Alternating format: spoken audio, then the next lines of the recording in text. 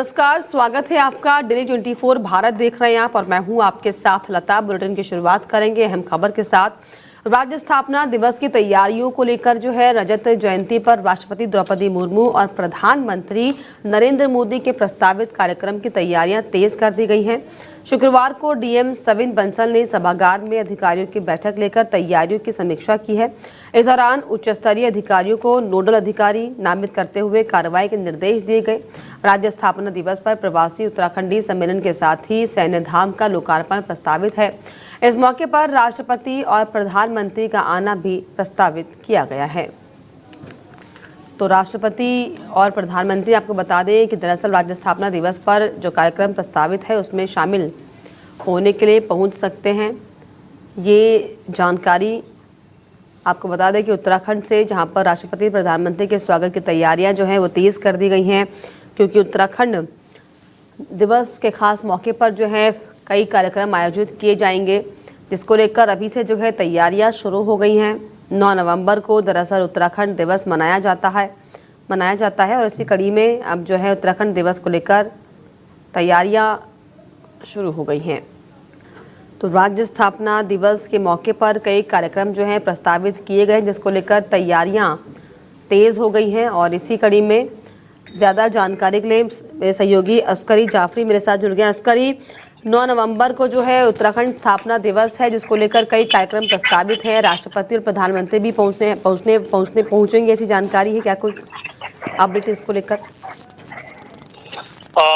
देखिए, बिल्कुल, क्योंकि 25वीं सालगिरह है प्रदेश की। प्रदेश इसको जो है रजत जयंती के उस उपलक्ष्य में मनाया जा रहा है इसको पूरा, क्योंकि इसको लेकर के तैयारियां भी जो हैं पूरी जोर शोर से पूरी कर ली गई हैं। और लगातार जिस तरह से अपर मुख्य सचिव हैं ब्रजेश तिवारी, उन्होंने भी तमाम जानकारियां साझा की हैं। प्रदेश के तमाम जो जिले हैं, 13 जिले, उनमें तमाम जो अधिकारी हैं उनको भी कहा गया है कि जोर शोर पर जो है वो तैयारियां जो है वो करें, क्योंकि एक बड़ा जो है दिन है उत्तराखंड राज्य के लिए। 25 साल पूरे हो जाएंगे। इसको लेकर के तमाम जो गाइडलाइंस हैं वो जारी की गई हैं। और क्योंकि प्रदेश वासियों के लिए एक बड़ा दिन है, इसलिए एक अच्छा संदेश जाए लोगों के बीच, इसको लेकर के भी तमाम जो तैयारियां हैं वो पूरी की जा रही हैं। और लगातार इसको लेकर के जिस तरह से अगर हम बात करें, 1 नवंबर से लेकर 10 नवंबर तक जो है प्रदेश में अलग अलग तरह के कार्यक्रम आयोजित किए जाएंगे। इसमें सांस्कृतिक कार्यक्रम है, खेल प्रतियोगिताएं हैं, इसके अलावा और तरह के कई तरह के कार्यक्रम जो है वो आहूत किए जाएंगे। इसी बीच एक बड़ी खबर ये है कि विशेष सत्र जो है वो आहूत किया जाएगा 3-4 नवंबर से। तो आप समझ सकते हैं लगातार जो है ब्यूरोक्रेट्स जो हैं, जो नौकरशाह हैं प्रदेश के, वो लगातार तैयारियों में जुटे हैं कि किस तरह से जो है इस दिन को बेहतर बनाया जाए, क्योंकि बड़ा दिन है प्रदेशवासी के लिए। तमाम शहादतें यहाँ के जो नौजवान हैं उन्होंने शहादतें दी हैं। तो कहा जा सकता है पूरा प्रदेश जो है खुशियों से झूम उठे।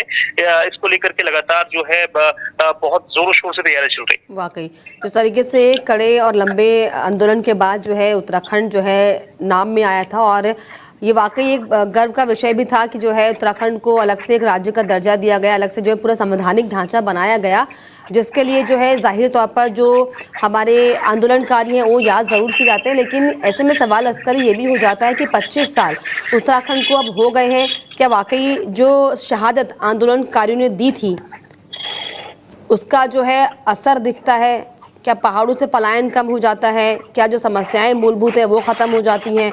इस तरह के सेलिब्रेशन तो हम करते हैं, लेकिन क्या समस्याओं पर कोई गौर करता है? बहुत वाजिब सवाल आपने यहाँ पर उठाया है, बहुत लाजमी सवाल है उठना, क्योंकि हम बात करें पिछले 25 सालों की, तो यहाँ पर एक खास तौर से जो बड़ा मुद्दा बनकर सामने आता है हमेशा, वो है गैरसैंण को स्थायी राजधानी बनाए जाने का मुद्दा। क्योंकि उत्तराखंड अगर अलग हुआ था उत्तर प्रदेश से, तो सबसे बड़ी मांग ये थी, तमाम जो पहाड़ी लोग हैं, जो प्रदेशवासी हैं, उनकी मांग ये थी कि गैरसैंण को स्थायी राजधानी का जो है वो दर्जा दिया जाए। लेकिन आज तक जो है कागजों में ये सब नहीं हो पाया है, बल्कि तमाम जो है टीका टिप्पणी इस पर होती रही है, तमाम वादे होते रहे, तमाम जुमलेबाजी होती रही है, लेकिन कागजों में अभी तक गैरसैंण को स्थायी राजधानी घोषित नहीं किया गया। जिसको लेकर के तमाम जो आंदोलनकारी हैं उनके अंदर भी वक्त वक्त पर रोष देखा जाता है, और उसको लेकर लगातार विरोध भी करते हैं।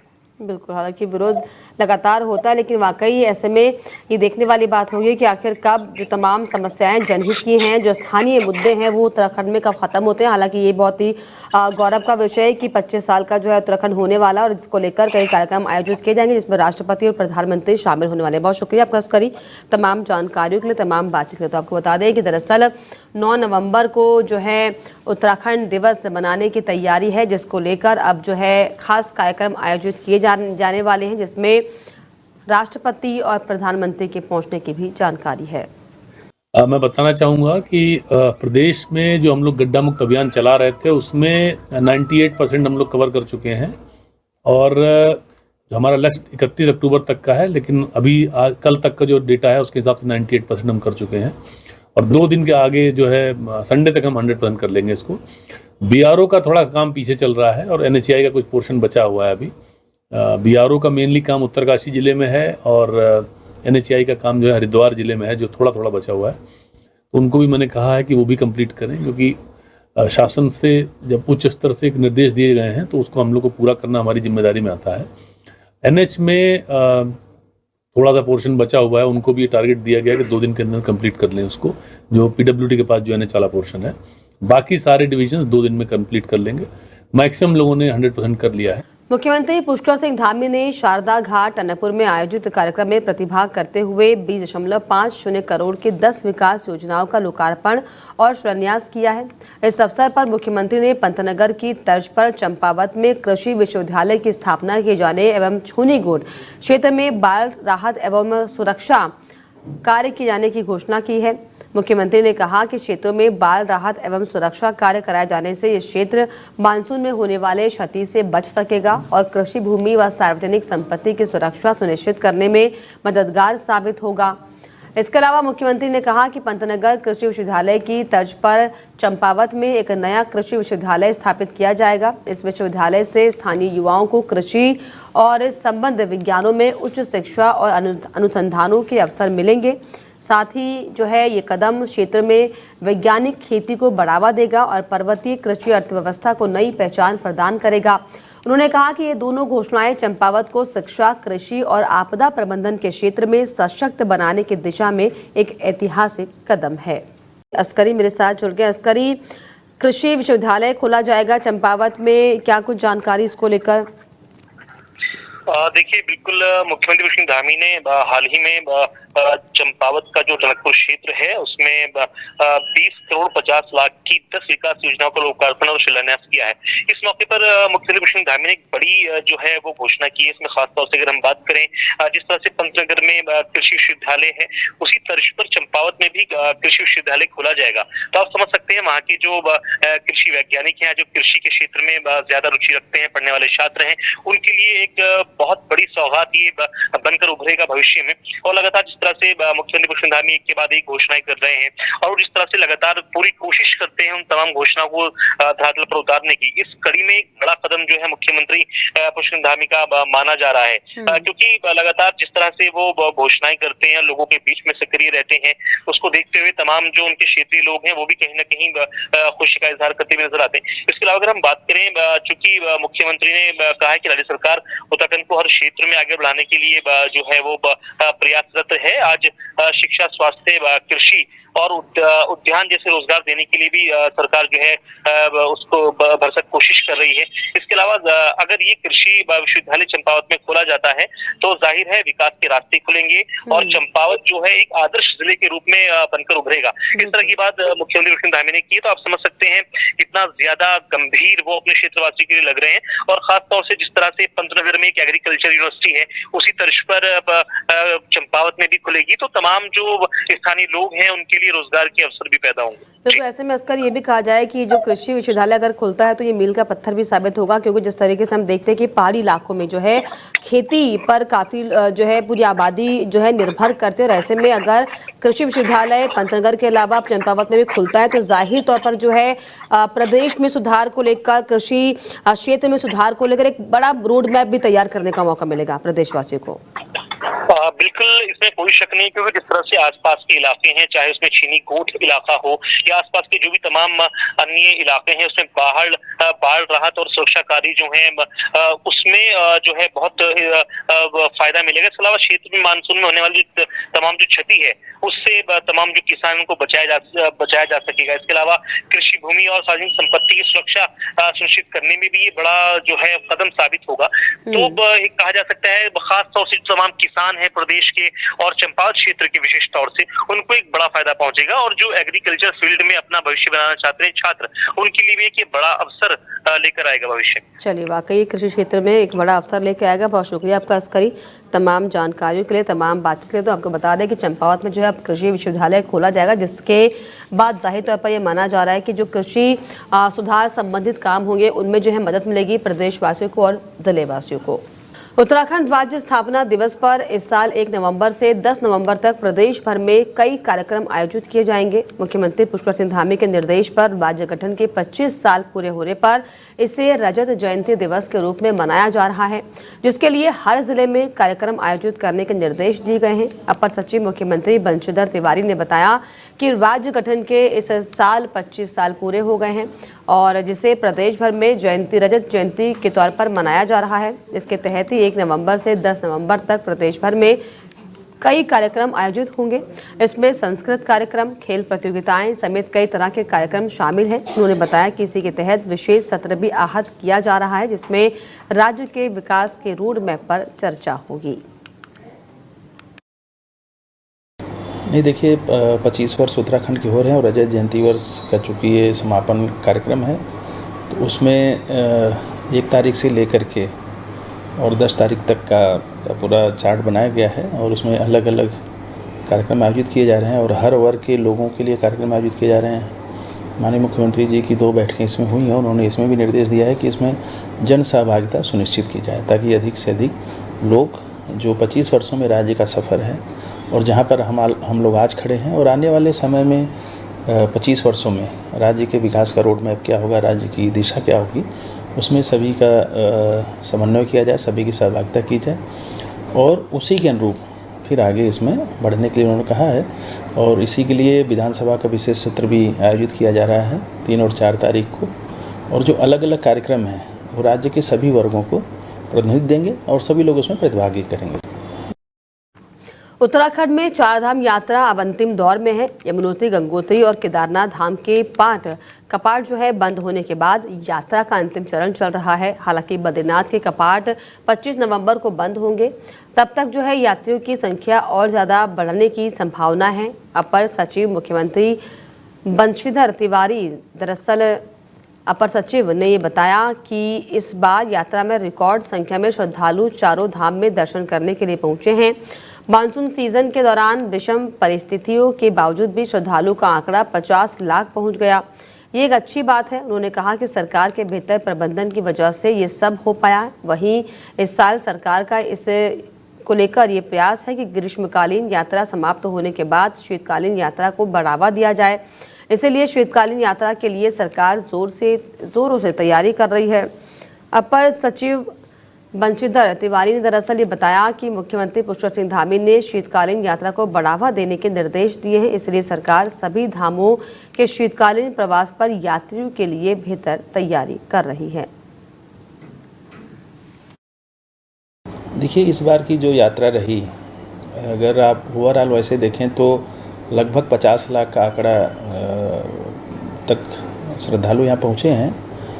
यद्यपि बीच में मानसून सत्र में या जो मानसून का हमारा इस बार का सीजन रहा, वो लगातार बारिश रही और भारी बारिश रही, जिसकी वजह से कई जगह एक तो आपदाएं भी आईं, दूसरे सड़कें भी बाधित हुईं और मौसम ख़राब होने की वजह से हेलीकॉप्टर सर्विस भी अच्छे से नहीं चल पाई।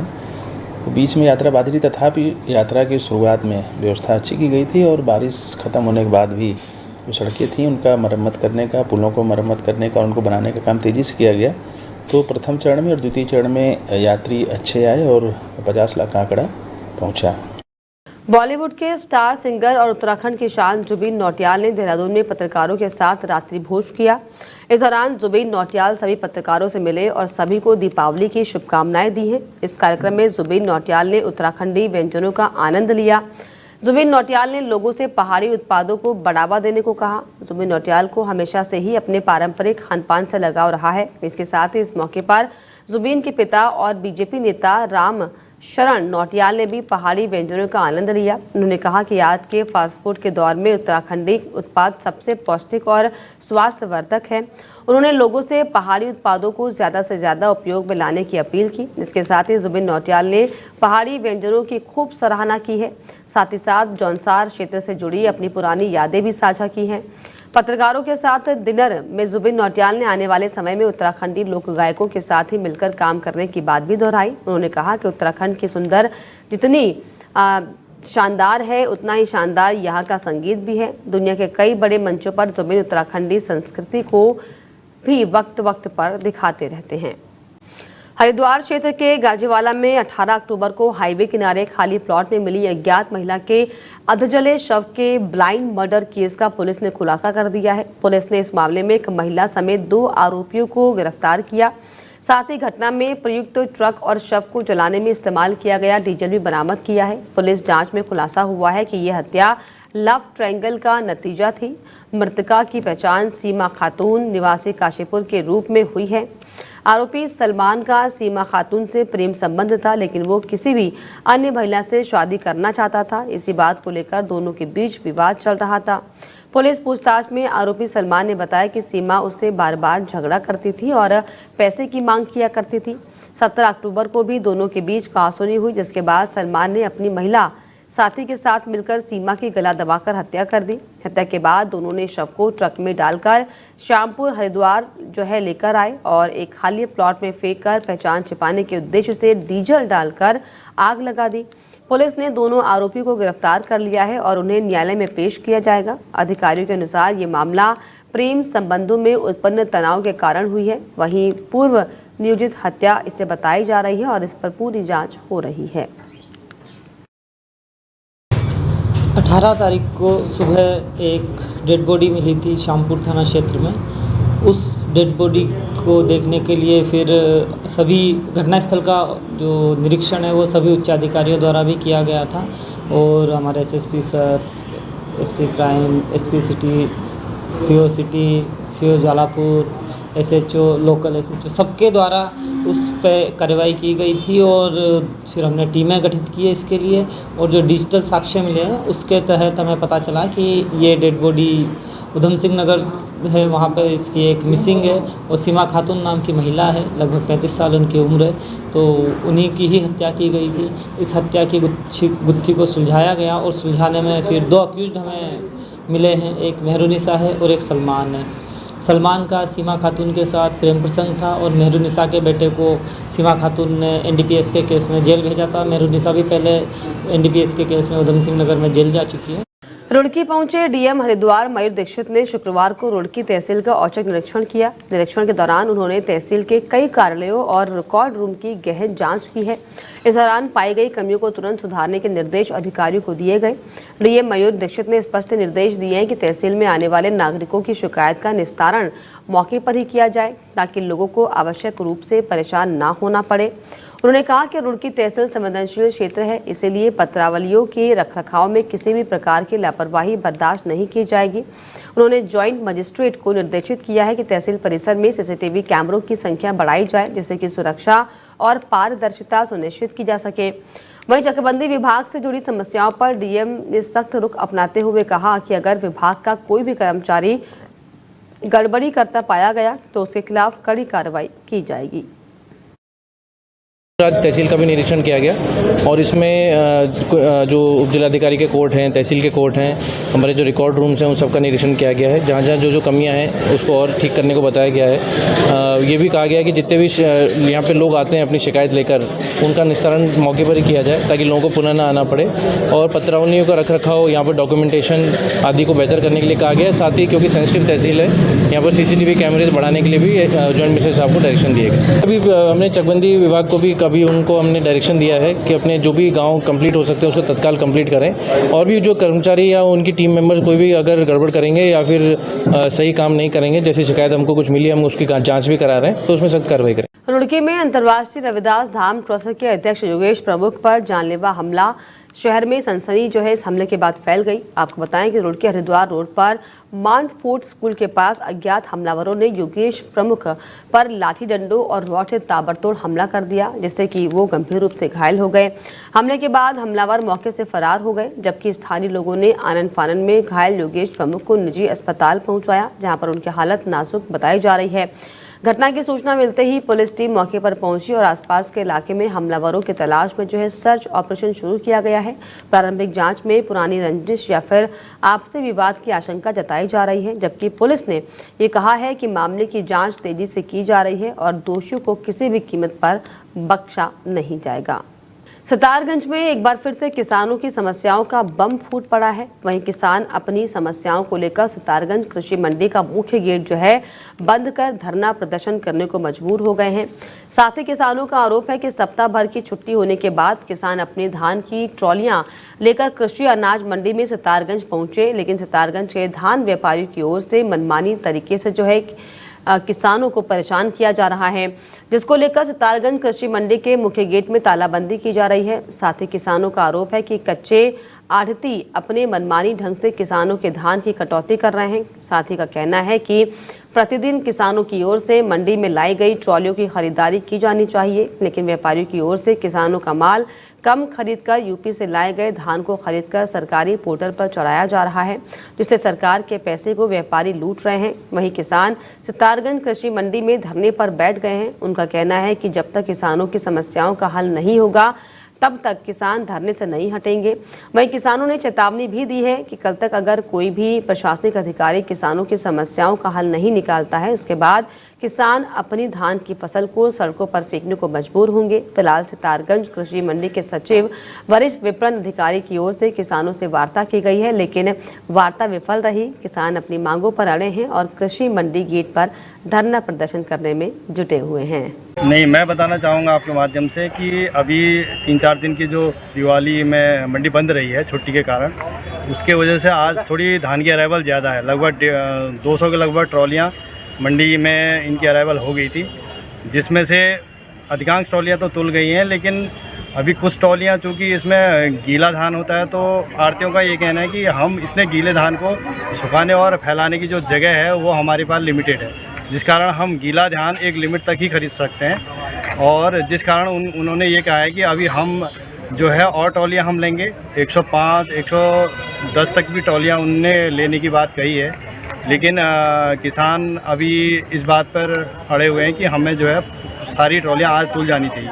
देखिए, सरकार ने नीति बनाई किसानों का धान खरीदने के लिए, कच्चे आढ़ती के द्वारा धान खरीदने के लिए, लेकिन उस नीति को जो कच्चे आढ़ती वो बलीदा लगा रहे हैं और किसानों को परेशान कर रहे हैं। किसानों की कटौती कर रहे हैं, 15-15, 20-20 किलो परेशान कर रहे हैं। और किसानों का धान मुश्किल से 20-30, 50 ट्राली से ऊपर कभी भी इस मंडी से लेकर नहीं गए, और जबकि 200 ट्राली कम से कम लेकर जाना चाहिए जो व्यवस्था है। 35 कच्चे आढ़ती से हैं यहाँ पे, 14,000 क्विंटल धान रोज उनको तोल करना है। तोल तो हो रही है, लेकिन किसानों की तोल नहीं हो रही। किसानों का सिर्फ 2-3 हज़ार क्विंटल, 4,000 क्विंटल अत्यधिक, उसके बाद वो सारा चढ़ा के जितना यूपी का धान खरीद रहे हैं उसको 1700 रुपये को लेके उसको कच्ची आढ़ती में चढ़ा दे रहे हैं, और वो सरकार का पैसा सारा हजम करने का काम कर रहे हैं। आज पिछले 5 दिनों से छुट्टियां होने के कारण किसानों ने जो फसल कटवाई थी वो मंडी में लेके खड़े। और इसी के साथ इस बुलेटिन में फिलहाल इतना ही। देश और दुनिया की तमाम खबरों के लिए आप देखते रहिए Daily 24 भारत। नमस्कार।